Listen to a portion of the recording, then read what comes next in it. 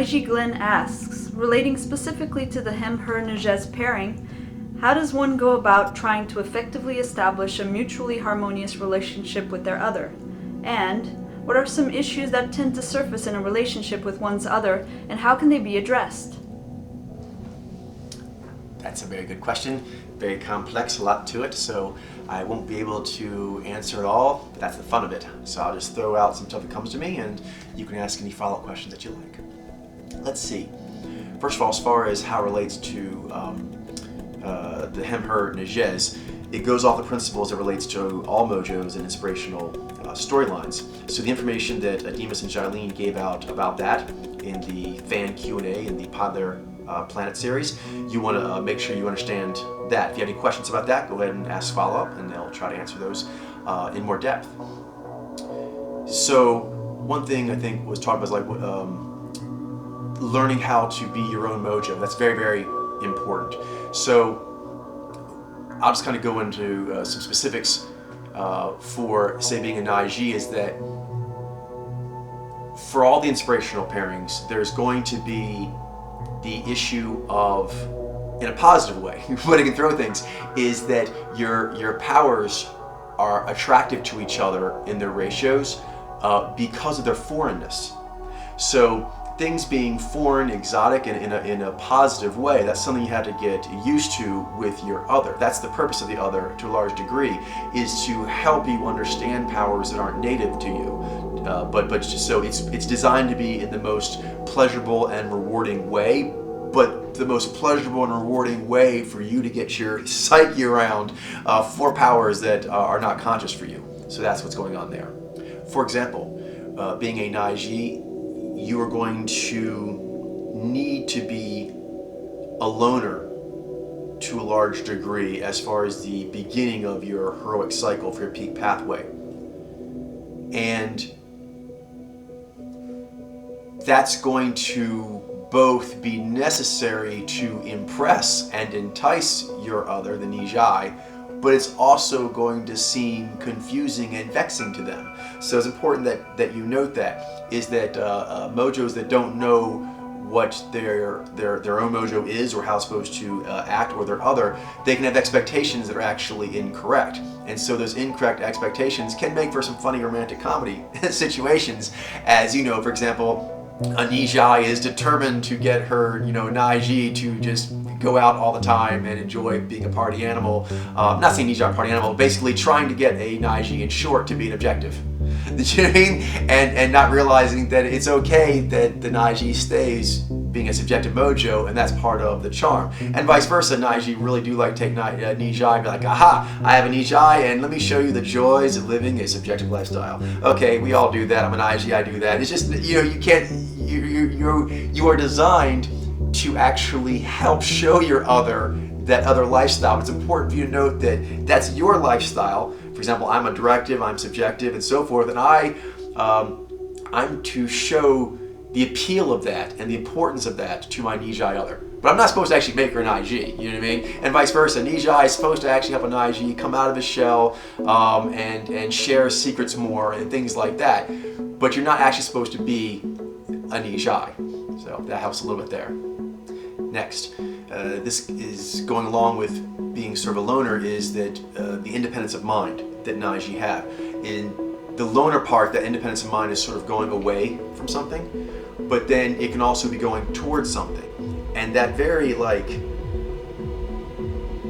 supreme focus on a direction, that actually is a hallmark of the worldview map area and the hunters and that way of thinking, which all humans have, but to a lesser greater degree. And a Nyy'xai, for example, is going to have that as the furthest one. So you need to have supreme intensity to really impress a Nyy'xai. Except that intensity, which does come from your worldview, it can freak them out at first. So you have to show your intensity in gradation. Keep cranking it up. It's kind of like, if a person is really into a certain artist, you want to eventually see all the freaky, crazy, wild stuff, but maybe right off the boat, you're not ready for the bootleg version. So you kind of give them installments, but you do you do actually need to be your full heroically crazy self, but in stages. Nyy'xai are also heroically crazy, and they have to go in stages too. They can't just jump you with, I've got so much crazy. Oh, what, geez, what, Nyy'xai shutting down. So that's just for all the mojos, you actually have to build up to that level of energetic back and forth. How does this work for Nyy'xai exactly in a way? There's a lot to it, and I would focus on like I said, the principles that are given out by Nyy'xai and Demas, but also there were some filmings that apparently I did. I don't remember doing them, but I did them, so yay, you can look forward to them coming out, on why pod powers need their inspirational, like why Nai needs Ni and Xi needs Zhai and so forth. Learning about that will make it a lot easier to understand what role the other plays with you, particularly as far as power-to-power interaction. I'll just give like a little highlight real quick here because whole filmings were done on those. But for example, the Nyy'xai has the Nai first. Nai is very heavy, intense, and global and absolute. As opposed to the Ni, which is cross-contextualizing, improvisation, has lots of different ways it can go, is irrepressible, and it's relativistic in a lot of ways as a counterpoint to the absolute. So it's kind of interesting is like you have a very relativistic thinking Nyy'xai and a very absolutist thinking Nyy'xai, that's the way they're built, and they're supposed to counterweight each other. But you have to set it up right, otherwise it can be weird because they are quite different than each other. So one thing that really helps with that is humor. All of the Nez Alpha share a propensity for humor, and if you look at most of the top comics out there right now, over 85% of them are Nez Alpha. So that's a nice way to open up the Nez channel, is humor. It's a good way to help open up that channel in another person if they either have it closed down or unaware of it, is humor. Humor naturally opens up a pattern game. That's what humor is. It's playing a game with patterns and pointing out patterns and twisting them and turning them around in their heads. So that brings up Nai and Ni a lot, and so a bit of banter is very important for the Nyy'xai. Conversational banter, wit, both back and forth each other and to the world, making observations, witty, clever observations. So that will set up the Zhez corridor. And it's important if you really want to get into the headspace with your Nyy'xai other, is you need to be able to activate the imagination. So getting to like Xi, humor's one thing, but it's really part of the overall skill set of storytelling. Being able to tell good stories, and what do good stories have? I could go on forever about that. But obviously humor. They should be important. They should be about important stuff. They should be interesting. They should be about things that you don't know about. There's something novel or unknown about it. And then it should be a story with a good moral. It should be a story that shows the kind of morality and code of conduct that you possess that should come through in the story. So these are all ways that would impress a Nyy'xai, and you want to get comfortable with that process. And it would start with trying to make love, so to speak, with their imagination. That's absolutely crucial. But very important note, going off like Adema said, and things to watch out for, you don't ever want to put too much projection of your other onto them. But you do want to make the relationship between you and the other human as ideal as possible. For example, with the Zhez powers, Zhai mojos, whether they know it or not, and actually Zhai users, all Zhai users share this, which is Xi makes moves in the environment, as does Z. And so Zhai wants to know what moves would you make that would affect their Zhai and why. And then they'll resonate with whether or not they're okay with that. So that's a language that you want to get very skillful in, particularly being a Xi mojo. And being a Nyy'xai, the Nyy'xai is going to be interested a lot with conceptually, theoretically, in principle, like hypothetical scenarios. A lot of Nyy'xai enjoy asking like hypothetical questions, and they'll want to know What if this? What if that? And you need to be fluent in the language of your moral code. That's very, very appealing and very, very necessary to interact with any of the Jai Mojos, of which the Nyy'xai is a Jai Mojo. This continues on with the Zes. For example, as a Nyy'xai, I have Zai, and Zai interacts, it needs Z, like Nai needs Ni, Ji needs Jai. Our Zai needs Z. It needs a way to grade itself in a universal fashion. For example, my other, she sets certain Z goals for me to accomplish, and then I use my Zai to let me know how to accomplish it and whether or not I have done that. And so it's a language that they have, and it's very appealing. Her Z is not the Z of any other mojo but Nyy'xai, which is a special kind of Z, which is an imagination of a better world for humans and a better way things could be, is setting up real world, universal kind of challenges of bringing that into action. Like what? Like these shows, for example. My other, she wants me to make these shows. So she basically said that the information we're giving out is of a certain quality, and so it should be represented a certain way. It should have such and such amount of editing. It should look a certain way.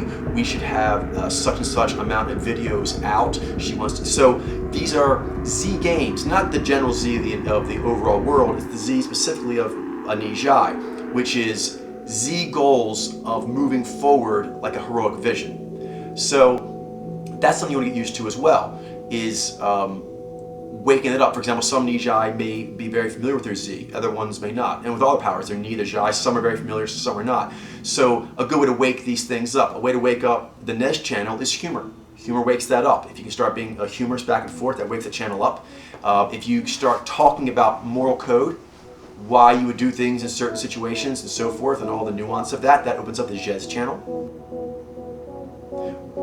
With Zez, projects very much open up the Zez channel because they need to be organized, they need to be structured, they need to be logical, and they need to meet a logical criteria of whether or not they were successful.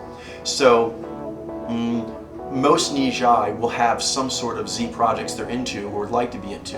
You can notice this when you see things they're into.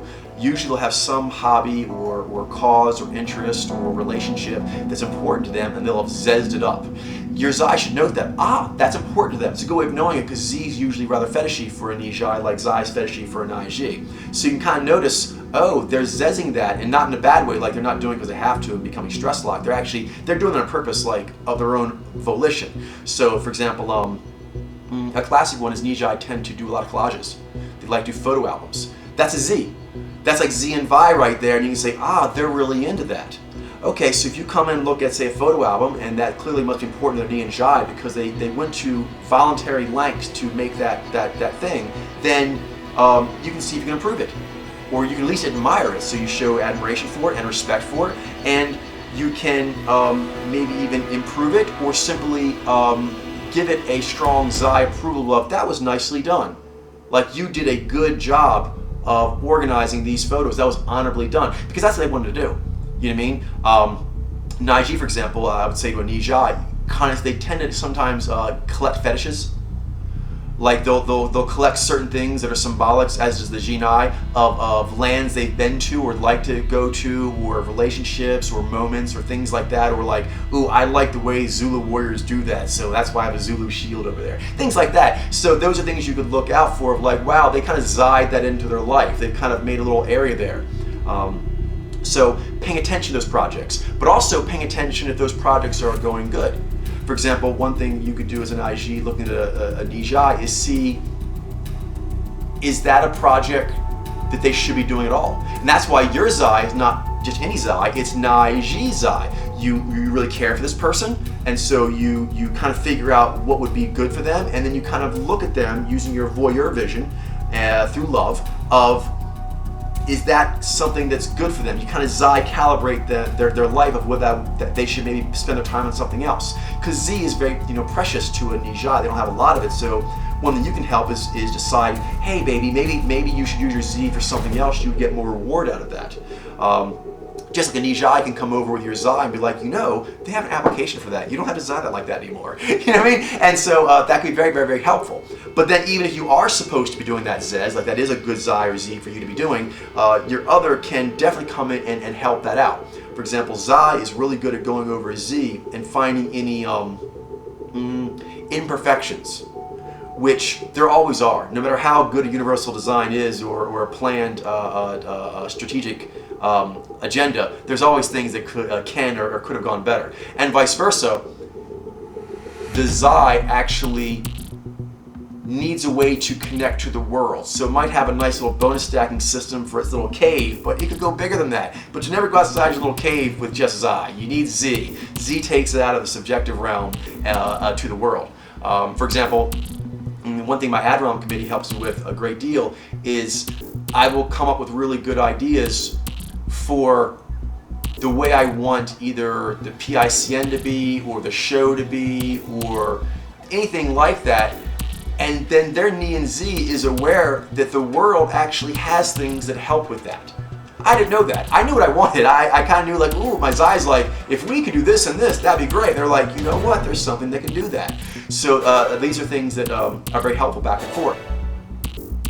Vi and V. Here, generally, because it's a polar power, it's going to be something that you don't want to do all the time unless it's going to go well. And so there's generally going to be a bit of a fetishy quality in a good way and showing off.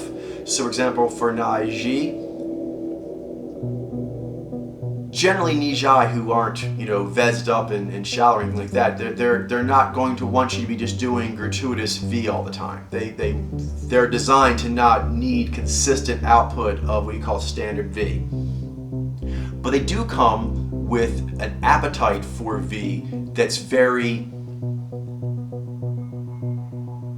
artful, intense, extreme.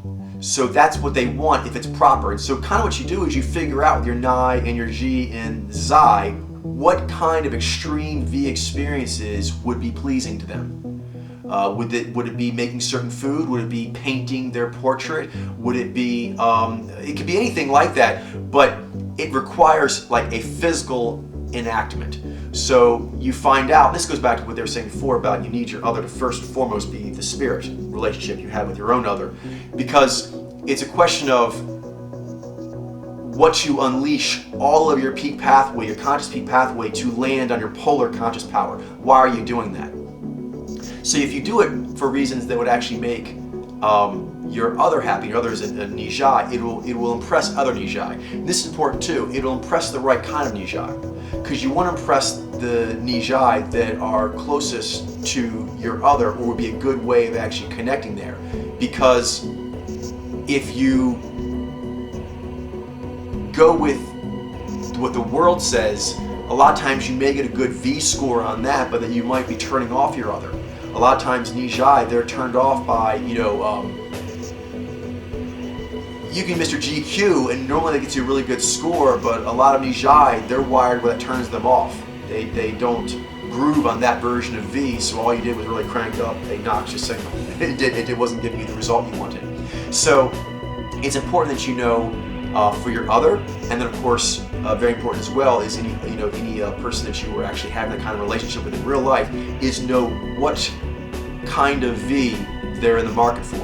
And then you want to increase intensity, you want to increase specificity, but as you get to know them, and each time you make sure you did it in a way that was pleasing and that they want more, and you take it slowly. It's a very masterful process because the V you have is extreme. It's kind of rock star, crazy extreme. They can do all kinds of stuff like that. Just to make sure, is that what you want to be doing yourself? Is that what your other wants? Is that what your lover wants you to be doing? Nyy'xai Glenn asks, how can a Nyy'xai help their Nyy'xai partner in becoming more well-rounded and thus better able in honoring their other, and vice versa? Well, you can do the things I outlaid just to the question previously about going through the channels and initiating those kinds of interactions, like the humor interaction and dialoguing about your moral code and what kind of special projects do you like, and when you fetish, what do you like to fetish on? So those, but then also I would say if you're looking to buy her a present, it'll be a temple. That's what your Nyy'xai needs. So if you want to really hero up and get her a really nice present, first of all, it would be that you would be heroic as an Nyy'xai. That'd be your first present to her. The next gift that she would really like is for your end. She can do her own powers, which I'll get to in a second. But on your end, going along with what Yima says, the further you're able to go out with your social alchemy, you are part of the Nyy'xai storyline like her. So that storyline is comprised of the two of you, and then the rest of the collective comes in a radial, going out as they get more and more foreign from the Nyy'xai. The Nyy'xai are one storyline. So going out from that alchemy, well, it's important to note, pretty much your mojo, your alchemy, your spirit forms, those interactions that you have, that's your universe. That's all you're ever going to know. So that's why it's really important for scientists, for example, to know that, because that is the absolute limit of what we're ever going to understand about anything. And this kind of relates now to sort of like a play area, where you can play, where you can roam. Well, for a Nyy'xai, for example, an area she'd really like to roam in would be Nyy'xai, Zai, and V. And so by having a good other relationship, by having a Nyy'xai there, that opens up that vista, which is cool. That's the first storyline. But then you'd want to give her like a nicer house, right? So you want to give her a nicer bubble. So the way you would do that being a Nyy'xai is, if you could go into the Nyy'xai area, the other Nyy'ai Alpha, and you actually had friends there, that means she can go there. That means you now can open up that vista for her. You can open up the vista of the Nyy'xai. That's something that she would find very interesting. They're really cool people that would actually have a lot to offer energetically and as far as like topics of interest and whatnot. And you have a special access. You actually can get her into that party. You're a Nyy'xai. So you can do that. Just like I'm sure you'd like to meet Nyy'xai. There's a lot of cool Nyy'xai you'd like to know. And a Nyy'xai could expand that for you. You could, of course, go make that relationship yourself, but a Nyy'xai would have a much easier in. It's a more natural, energetic in, and so both of the inspirationals can expand the vistas of their life together. Like say, if you walk down the road and you see different places you could go, you usually look over and see if there's something there for you, and if it's like viable for you to get there. If not, even though you can see it, it might be even right off the highway as far as like footage, it's not there, right? You mentally write it off, like I don't know anyone there, I don't know the language, whatever, and if you don't have that, then I can't go there. So you're inspirational, and you for your inspirational, since you're asking about what you could do for her or any Nyy'xai, is to be able to open up those vistas that are harder for the Nyy'xai to get for themselves. So that would be one. Getting Nyy'ai Alpha influence in the life, which would be very beneficial to a Nyy'xai, is easier for you to get. Bringing in the Jinai, again, that's a very good influence to have. It's a very cool part of the overall storyline, kind of like the Nyy'xai being the storyline of a particular MMORPG thread. And you have all these like different adventures that can open up, but some adventures are easier or only possible to be opened up by the Nyy'xai, and vice versa. Certain parts of the Nyy'xai's, story game, they're more easily opened up by you than Nyy'xai, or only opened by you. And so that is probably your most important gift, is the energetic opportunities that you can get being a Nyy'xai that a Nyy'xai can't get themselves, and being able to get more than you need. That's why you have to know how to be a Nyy'xai, because you need to be able to do Nyy'xai Zai V well enough to take care of your needs, and then get more. So you're a hunter, and you don't just get enough game for yourself, you get enough game for yourself and others. Okay, well then that's very appealing to, example, a gatherer, because you're getting surplus of something that's harder for them to get. So for example, if a Nyy'xai is cool enough to make herself cool and make social things easy to go, that's awesome already. But the fact that they could do a little more and therefore expand it for you, that's great, because Nyy'xai with the HSP, Nyy'xai have it as well, but Nyy'xai it's more accentuated in as far as the alienation. We have more alienation issues. So the Nyy'xai can help us with alienation issues, which would be, do you guys feel like how much of a gift that would be? okay, that's how they feel about us being able to do the bridges that we do easier. So energetically, it's like, wow, that is so cool, and we've evolved to be able to do those energetic gifts for one another. Going along with this, therefore, the present you'd want to give to her, besides yourself being squared away on your end as a Nyy'xai, would be that you could educate her on what she is, what you are, how it works together. And then when you do this, you have to understand that you're going to awaken in her a desire for things. For example, if you actually awaken in her the fact that she's part of Nyy'xai, then she's going to want to dance. So you want to be ready to answer those questions. So once you make her aware there is a dance, then you want to be able to start showing steps. Her natural curiosity, that's where it'll go next. She'll want to actually meet other Nyy'xai so she knows how to be. So like myself, I'm actually very keen to develop a team. So it's interesting, you I think asked another question about where you can meet Nyy'xai. So we'll get to that in a second. But just, I am keen to actually go and find Nyy'xai and then help them meet each other. I want to actually start a Nyy'xai temple as soon as possible. We just need to get enough staffing for that. So that is the best thing you could do for them, is yourself being squared away, getting them to understand themselves and how they fit with Nyy'xai, their own powers, and then giving them the facilities that they're going to want. Because once they become aware of that, they're going to want to meet other Nyy'xai, they're going to want to go to Nyy'xai temple, they're going to want to have Nyy'xai dances with you, and so basically you want to educate them on that, and they provide facilities that they're going to want once you do educate them. Nyy'xai Mitchell asks, as a Nyy'xai, I'm very curious about the phenomenon of HSP and how it drives both my behavior and that of others, and Coach seems to know a lot about it. What exactly, from the perspective of the Nyy'xai apparatus, causes HSP? Is it the Nny'xai simulator, rampaging visionary Hulk for better or worse? The source Nny'xai with Xi discernment flavoring? Nny'xai alpha caginess with Xi social awareness aware expression? Tandem Xi passion volatility flex factor? Or the polar V sensitivity? All those and more? Nyy'xai Mitchell also asks, is it primarily a concept broken into components, or instead is it something that depends on so many factors in the apparatus that the term HSP in Podler theory functions from a practical standpoint as an overarching term for a broad range of related smaller sensitivities that Nyy'xai have? You ask very good questions, Mitchell, so I'm very pleased to answer them. Actually, this question is so good that you've kind of anticipated one of the filmings that's going to be coming out soon, which is on HSP. I actually did a filming, or actually an audio on HSP that they're going to put out as an episode, so you should look forward to that. We'll try to make that come out actually right now. I'm going to put them to do that right away. That was already actually planned to come out, but it was a few episodes down. But since you've shown such interest in HSP and your questions are really lining up very well with an episode, we're going to go ahead and fast track that. So I'd like you to take a look at that or listen to it and see if it answers your questions adequately, and then any questions that you have follow-up, please go ahead and answer them, and then I will film more about HSP.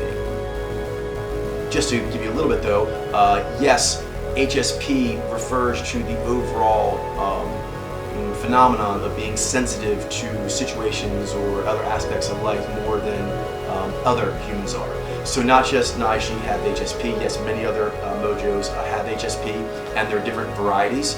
And all the mojos that you mentioned, those groupings, yes, they all experience different versions of HSP, and the Nyy'xai happens to be in most of those groups. They're in the Nyy'xai group, they're in the Nyy'xai Hunter group, they're in the Nny'xai Alpha group, they're in the Sub-Ram group. So for that reason, yes, there's a multitude of kinds of HSP, and the Nyy'xai has a lot of those. So yes, different sensitivities come from different things, and Nyy'xai have most of those. Probably the one that is one of the most pronounced is having V polar, because you're literally hypersensitive to the five sensory stimulations coming from the environment, which are everywhere. They're all pervasive, and they never turn off. So that's one is quite noted. But then there's the G, which is a social anxiety kind of HSP, and the Nyy'xai being voyeuristic people watchers, who are, it comes from our gift of being, we're the most naturally gifted at reading people. That comes at a price of just reading, and just being hyper aware of what people are thinking and guessing what they're thinking and making, so that causes another kind of anxiety or HSP symptom. So there's a whole bunch going on there. Anyway, take a look at the filming and tell me what you have to ask after that. I look forward to it. Nyy'xai Mitchell asks a follow-up question, sub-question of the last one. I know from other research I've done on HSP that it is a trait found in 15 to 20% of the population, which surely the Nyy'xai alone don't make up, there being 16 mojos in all. So, to what extent do the mojos that are most mathematically similar to the Nyy'xai experience HSP, such as the Nyy'xai, Nny Alpha, the Vaiji, Jez Hunters, the Jinai, Directive Romantics, the Jaini, Subjective Romantics, and the Nyy'xai, Nyy'xai? Is the HSP simply less extreme, or is it of a different sort entirely? Particularly in the Nyy'xai case, is it driven primarily unconsciously? Yes, was it 15 to 20%? 15 to 20% actually, I would say, is on the small end. So you are correct that the Nyy'xai don't make up the HSP people. There are other mojos that are HSP besides Nyy'xai. It's just I think there's more Nyy'xai who have it than other mojos, and it's more extreme. That number is low for a couple of reasons. One is that the mojos, I would say, that often experience HSP more often than others are Nyy'xai, the Jaini, Nyy'xai, Jinai, in certain contexts of social anxiety, the Xi Alpha. So actually, if you were to say it in that way, probably it's a much larger number because the way the world works, it kind of operates on the SS index of most concrete up to least. That's kind of standard operating procedure. So any of the mojos that don't fit that exactly, they're going to experience dissonance with the environment, and so they're going to be more sensitive in certain ways. So going with that, there's way more than 15 to 20% who are HSP. A good example of that would be the Nyy'xai. Nyy'xai, if you look at most of those other models that are trying to find out about cognitive functionality or whatever, they have corollaries to the Nyy'xai, and they say that they're the rarest of the rare, which isn't true. So that means that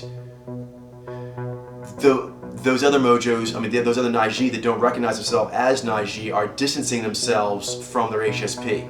So that means of this 15 to 20% they're talking about, those are actually including mojos that would be self-aware enough to actually know their own mojo and that there's dissonance. And since Nyy'xai are supposed to be, according to some models, the rarest of the rare, when they self-evaluate, then no, they actually don't know their HSP.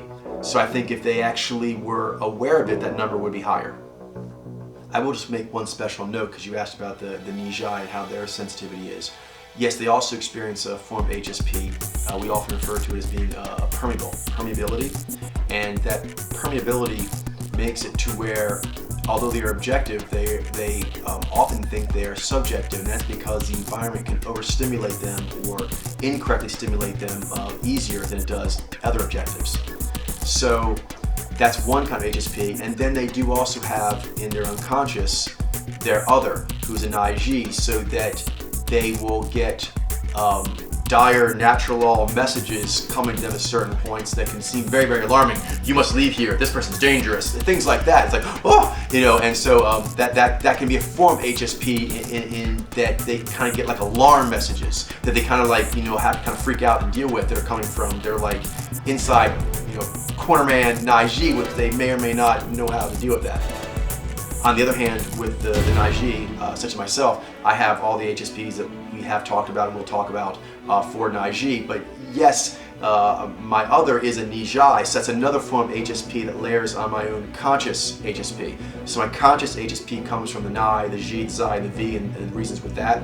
But then I also, because of my close connection to my other, part of what goes along with that is I gain extra sensitivities from her, which is a gift. So I gain sixth sense sensitivity.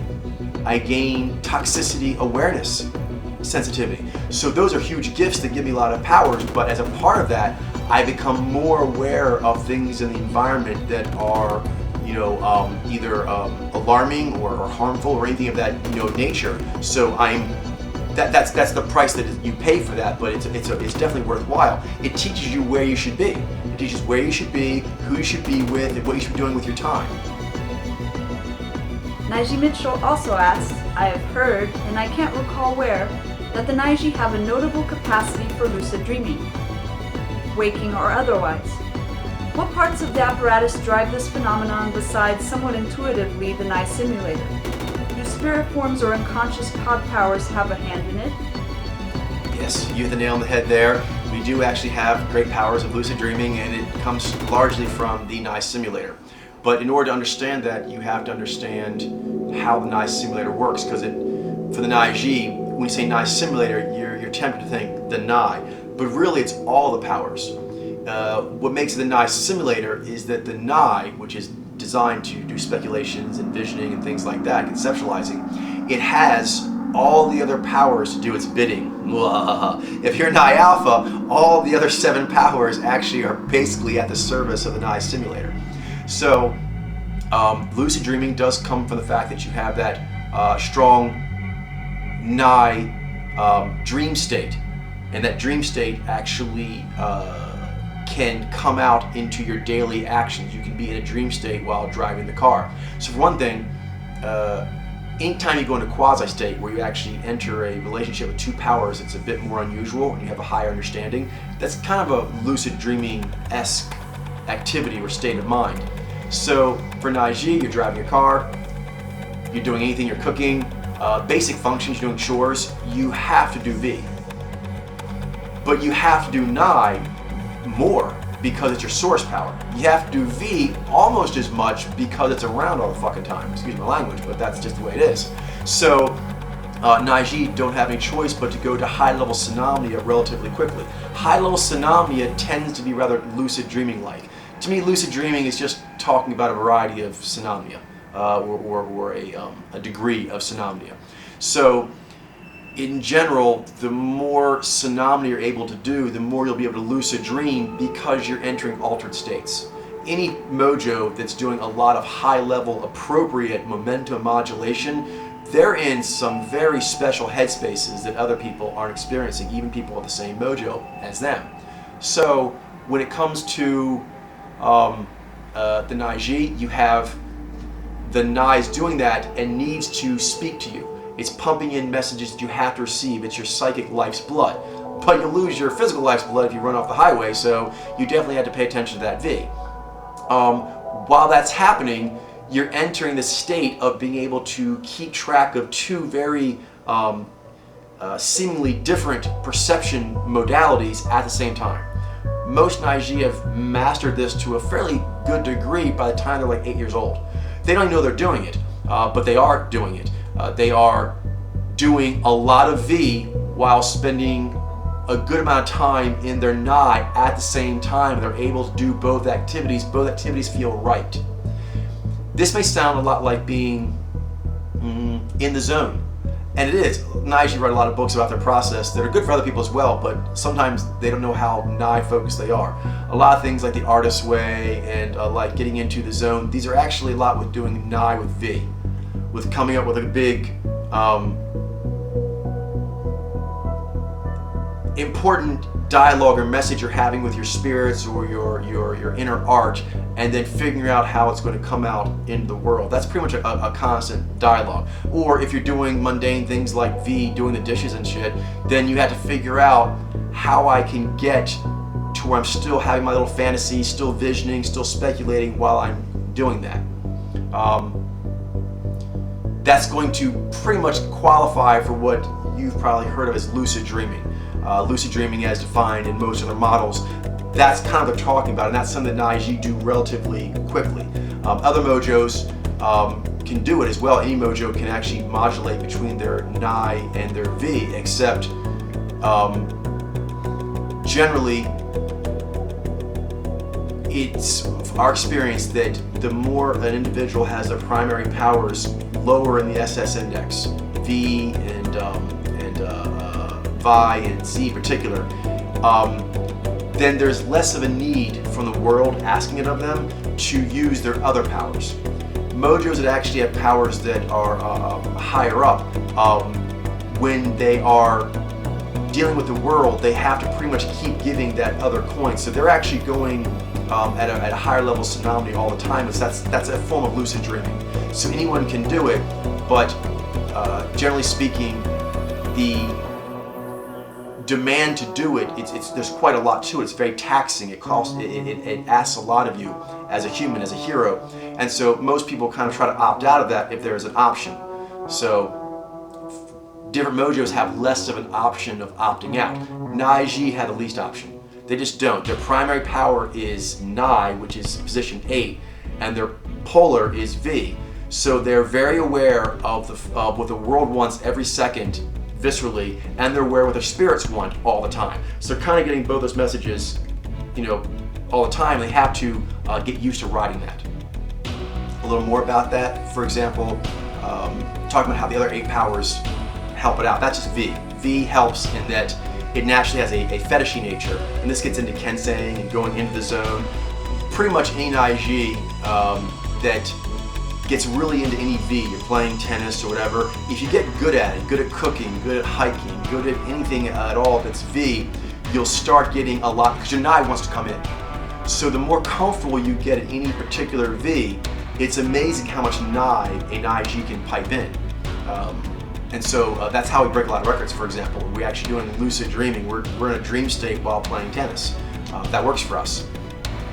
Other things that come into it, for example, accentuating that kind of trance state is Nyy'xai. Nyy'xai naturally likes to feel a groove.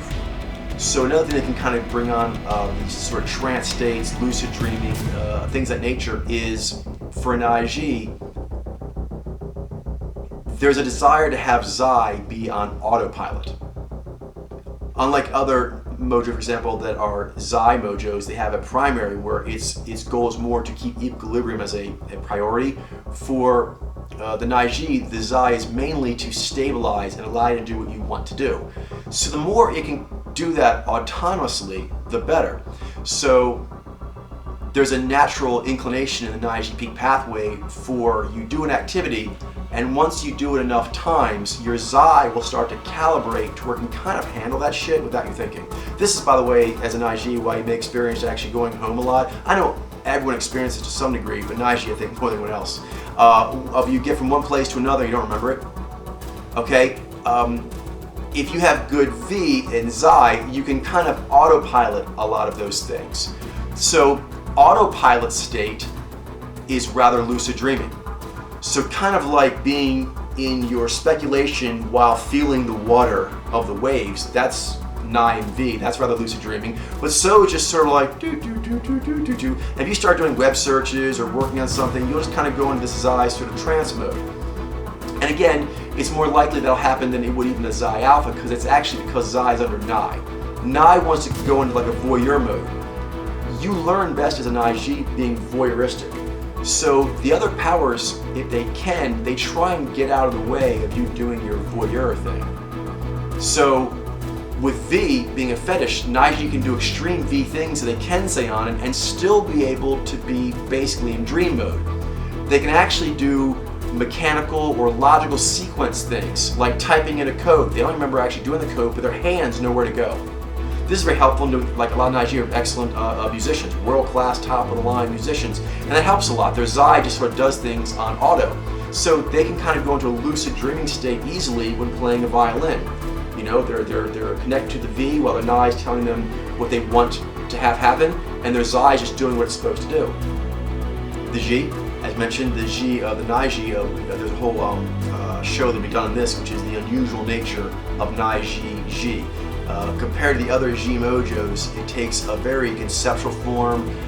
It allows you to have relationships in an intimate way that you would think of like with people, but instead it's with stars, with nature, with mathematical principles, animals, things of this nature. So that also lends to lucid dreaming easily. A person who's able to actually feel like a communal love for a pyramid, that's easier to get to a dream state for. The G naturally personifies things for all mojos, and particularly G mojos, but when you have Nyi with it, and particularly over it, there tends to be able to get into like a romantic dance with non-humans. And that ability to actually engage in a very kind of like intimate back and forth with fantasy figures from your world. For example, Nyy'xai, the vast majority of like fantasy fiction writers, a lot of them, the vast majority are Nyy'xai. There's some other mojos in there too, but most of them are Nyy'xai. And one of the things that really helps with that is the ability to have like a really intimate relationship with imaginary friends. So Nyy'xai are inclined to actually talk to their imaginary friends when they are actually at the grocery store figuring out what they want to eat tonight. If their imaginary friends think that having pasta with the extra garlic sauce would be good, then they get off on that, and that works for them. So that ability to get into a reverie with these imaginary friends or concepts or relationships, that also leads to a lucid dreaming-like state of being. As always, if anyone has any more questions or they have follow-up questions to these questions, bring them on and we'll do our best to answer them. Until next time.